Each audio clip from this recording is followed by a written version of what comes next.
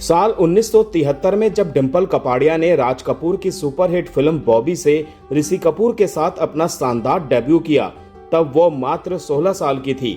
उनकी छोटी बहन सिंपल, जो उस समय बोर्डिंग स्कूल में थी, उनको इस बात का पता अखबारों से चला और उन्हें हैरानी हुई कि डिंपल अब फिल्मों में काम करने जा रही हैं।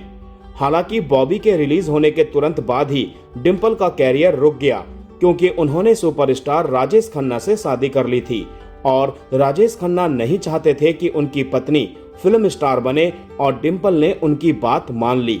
दोस्तों, वीडियो में आगे बढ़ने से पहले प्लीज मेरे चैनल को सब्सक्राइब करके बेल आइकन को जरूर प्रेस कर दीजिएगा। तो चलिए दोस्तों, वीडियो को शुरू करते हैं।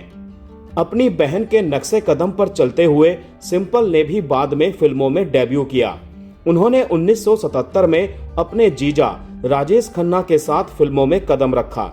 उस समय राजेश खन्ना के कैरियर में पहली बार फिल्में फ्लॉप हो रही थी और उनकी फिल्म अनुरोध भी फ्लॉप रही। कुछ सालों तक डिंपल ने एक एक्ट्रेस के तौर पर अपनी जगह बनाने की कोशिश की, लेकिन 25 फिल्मों के बाद ही उन्होंने एक्टिंग छोड़ दी और कॉस्ट्यूम डिजाइनिंग करने लगी, जिसके लिए उन्हें बाद में नेशनल फिल्म अवार्ड भी मिला। जब डिंपल ने राजेश खन्ना से शादी की तो सिंपल भी उनके साथ ही रहने लगी और वो मजाक में कहती थी कि वो डिंपल के दहेज का हिस्सा थी। यह बात सभी जानते हैं कि डिंपल और राजेश खन्ना की शादीशुदा जिंदगी शुरू से ही मुश्किलों भरी रही, लेकिन एक ही घर में रहने के बावजूद सिंपल को कभी उनकी समस्याओं की गंभीरता का अंदाजा नहीं हुआ। 1986 में पत्रकार सुष्मिता रे के साथ बातचीत में सिंपल ने कहा था कि हैरानी की बात है कि एक ही घर में रहने के बावजूद मुझे उनके और काका के बीच की समस्याओं के बारे में पता नहीं था। सच कहूं तो मेरी उनके साथ कभी नहीं बनी। राजेश खन्ना को समझने में मुश्किल इंसान बताते हुए सिंपल ने कहा कि वो कभी भी उनसे जुड़ाव महसूस नहीं कर पाई। उन्हें याद है कि जब उन्होंने अपनी पहली फिल्म शक्ति सामंत की अनुरोध साइन की थी तो राजेश खन्ना ने उनके साथ कचरे जैसा बर्ताव किया था। उन्होंने कहा, चूंकि ये मेरी पहली फिल्म थी इसीलिए मैं बहुत नर्वस और डरी हुई थी, लेकिन उन्होंने मेरी मदद के लिए उंगली तक नहीं उठाई। उन्होंने मेरे साथ डायलॉग्स की रिहर्सल करने से भी मना कर दिया।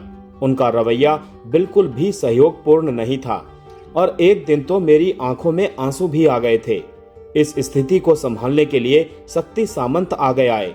उन्होंने राजेश खन्ना के साथ आराधना, कटी पतंग, अमर प्रेम जैसी कई हिट फिल्मों में काम किया था, लेकिन उन्होंने सिंपल का साथ दिया क्योंकि उन्हें लगा कि सेट पर उनके साथ बदसलूकी हो रही है। सिंपल ने याद करते हुए कहा कि आखिरकार शक्तिदा ने काका को हटा दिया। उन्होंने कहा कि तुम भले ही सुपरस्टार हो और वो तुम्हारी साली हो, लेकिन मेरे सेट पर वो एक नई कलाकार है और तुम्हें उसके साथ सम्मान से पेश आना चाहिए। बेचारे काका को उनकी बात माननी पड़ी। उनके पास और कोई चारा नहीं था। डिंपल से उनकी तुलना लगातार होती रहती थी और सिंपल को बदसूरत बहन कहा जाता था। उन्होंने कहा कि जब अनुरोध फ्लॉप हुई तो लोगों ने कहा कि दर्शक खूबसूरत डिंपल कपाड़िया के बाद एक बदसूरत बहन को स्वीकार नहीं कर पाए। क्या बकवास है। सच तो ये है कि मैंने उस फिल्म में अच्छा करने की कोशिश ही नहीं की थी। मुझे पता है कि डिंपल खूबसूरत है। मुझे ये बात तब से पता है जब से मैं पैदा हुई हूँ। मेरी बहन इस इंडस्ट्री में बल्कि पूरी दुनिया में सबसे खूबसूरत है। अपने पति राजेश खन्ना से अलग होने के बाद डिंपल ने 1984 में फिल्मों में वापसी की। डिंपल अपनी बहन से सच्ची राय लेना चाहती थी और जब भी उन्हें यह तय करने में मुश्किल होती थी कि क्या पहने या खुद को कैसे स्टाइल करें, तो वो हमेशा उन्हें ही बुलाती थी। 1980 के दशक में फिल्मों का कॉस्ट्यूम डिपार्टमेंट उतना व्यवस्थित नहीं था। हालांकि भानु अथैया जैसे डिजाइनर फिल्मों में काम करते थे, लेकिन कई मुख्य धारा की फिल्मों में कॉस्ट्यूम चुनने का काम फिल्म की मेन हीरोइन पर ही छोड़ दिया जाता था। कुछ साल बाद 1992 में सिंपल ने राजिंदर सिंह शेट्टी से शादी की, लेकिन यह शादी अधिक समय तक नहीं चली और दोनों का तलाक हो गया। सिंपल के बेटे करण कपाड़िया का जन्म 1993 में हुआ था।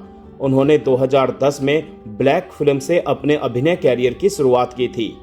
2009 में कैंसर से 3 साल तक लड़ने के बाद 51 साल की उम्र में सिंपल का निधन हो गया।